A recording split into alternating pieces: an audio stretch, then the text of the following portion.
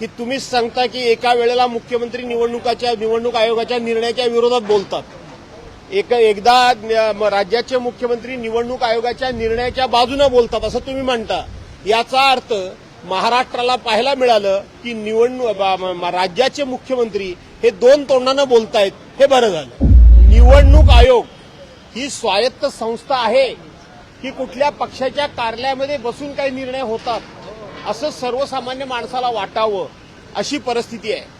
22 तारखेला कोर्टानं निर्णय दिल्यानंतर 31 तारखेपर्यंत निवडणूक आयोग 24 नगरपालिकांच्या निवडणुका पुढे ढकलण्याची घोषणा करत नाही, 30 तारखेला करतं, मतदानाच्या एक दिवस अगोदर। काल मतदान होतं 2 तारखेचं, दुपारी निवडणूक आयोग जाहीर करतो की आता 3 तारखेला मतमोजणी होणार नाही, किंवा कोर्ट जाहीर करतं 3 तारखेला मतमोजणी होणार नाही तर 21 तारखेला होणार आहे।